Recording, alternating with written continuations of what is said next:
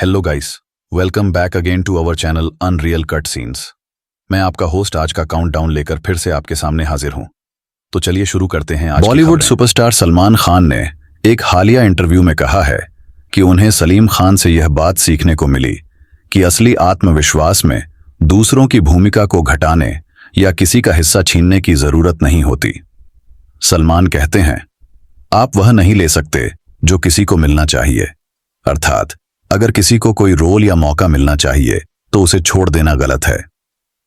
उन्होंने बताया कि बचपन से उन्होंने यह देखा है कि सफलता या असफलता से पिता का व्यवहार बदलता नहीं। चाहे काम सफल हो या न हो, सलीम खान शांत और संतुलित बने रहे। उदाहरण दिया कि सलमान ने कभी किसी की भूमिका में कटौती नहीं की और न ही किसी को पीछे धकेलने की कोशिश की, क्योंकि उनका मानना है कि ये चीजें दर्शकों को महसूस होती हैं और यह काम देखकर पता चल जाता है कि व्यक्ति असुरक्षित है। सलमान का यह भी कहना है कि किसी की भूमिका कम करने या उन्हें नीचा दिखाने में कोई मंशा नहीं। हर किसी को अपनी जगह और अवसर मिलना चाहिए। सलमान खान की ये बात याद दिलाती है कि असली बड़ी पहचान दूसरों से मुकाबला करने में नहीं, बल्कि अपनी क्षमता और आत्मविश्वास में होती है। ए लिस्ट की दुनिया में यह एक सशक्त मैसेज है कि साथियों का सम्मान करें, अवसर साझा हों और कर्मों से अपनी जगह बनाएं। यह कहानी है एक ऐसे वक्त की जब बॉलीवुड के दिग्गज अभिनेता देव आनंद लगभग 48 साल के थे और जीनत अमन सिर्फ 20 वर्ष की। देव आनंद ने जीनत को फिल्म हैरे रामा हारे कृष्णा के जरिए बड़ा ब्रेक दिया। उनकी आत्मकथा रोमांसिंग विथ लाइफ में देव आनंद ने लिखा कि एक दिन अचानक उन्हें महसूस हुआ कि वे जीनत अमन से उड़ने वाले प्यार में पड़ चुके हैं। उन्होंने यह इरादा किया कि एक रोमांटिक जगह ताज होटल के रेंडेव हाउस, जहां उन्होंने पहले कभी डिनर किया था, वहां जाकर जीनत को अपना प्यार बताएंगे।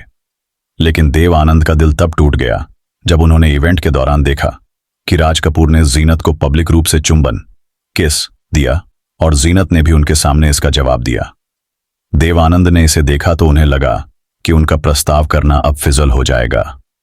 जीनत अमन ने बाद में इस बात से इनकार किया कि राज कपूर और उनके बीच कोई रोमांटिक बात थी। उन्होंने कहा कि वह सिर्फ पेशेवर तौर पर राज कपूर से मिली थीं और देव आनंद के लिए उनके भावनाएं अलग थीं। यह कहानी हमें बताती है कि प्यार हमेशा दो तरफ का नहीं होता और कभी-कभी एक तरफा चाहत भी बेहद गहरी होती है।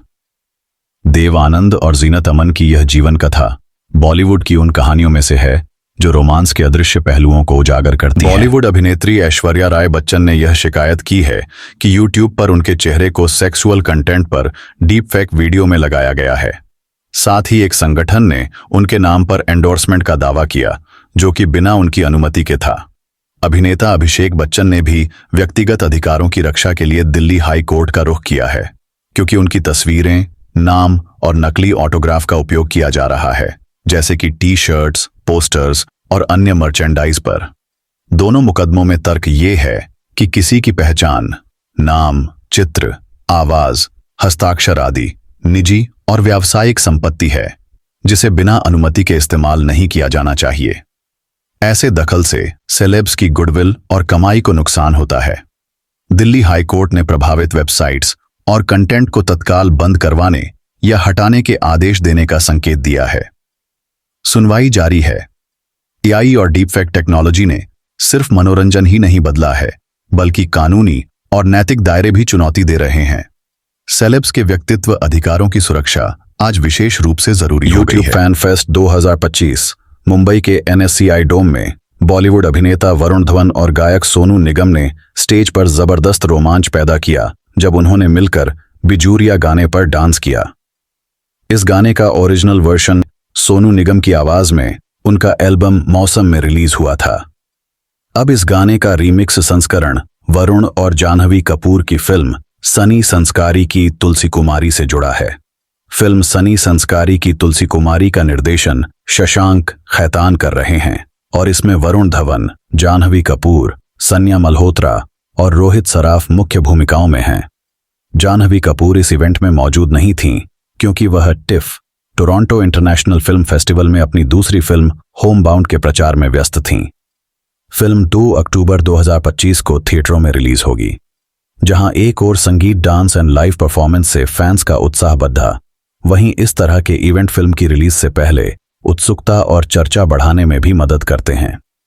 सनी संस्कारी की तुलसी कुमारी के रिलीज से पहले इसका ये प्रोमो इवेंट निश्चित ही देखे जाने वाला पल था। डायरेक्टर नितेश तिवारी और अभिनेता रणबीर कपूर की आने वाली फिल्म रामायण में संवादों की भाषा को सरल बनाया जाएगा ताकि यह फिल्म हर उम्र और पृष्ठभूमि के दर्शकों को सहजता से समझ आए।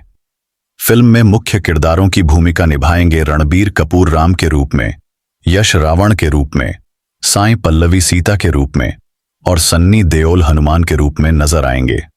इस फिल्म की 2 कड़ियां होंगी।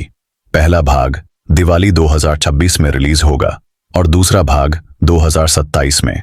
संवादों को सरल बनाने के लिए भाषा विशेषज्ञों की सलाह ली जा रही है ताकि प्राचीन ग्रंथ की भावभंगिमा बरकरार रहते हुए भी नए समय के दर्शक उसमें खुद को अजनबी महसूस न करें।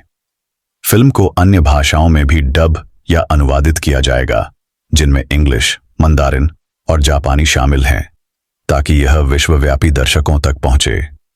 सरल भाषा में बना ये रामायण का संस्करण न केवल सांस्कृतिक महत्व को बनाए रखेगा, बल्कि इसे और व्यापक दर्शक समूह तक पहुंचाने का माध्यम बनेगा। बॉलीवुड के latest news, gossip, film reviews, song reviews और भी बहुत कुछ के लिए सब्सक्राइब करें हमारे चैनल अनरियल कट सीन्स को and don't forget to press the bell icon.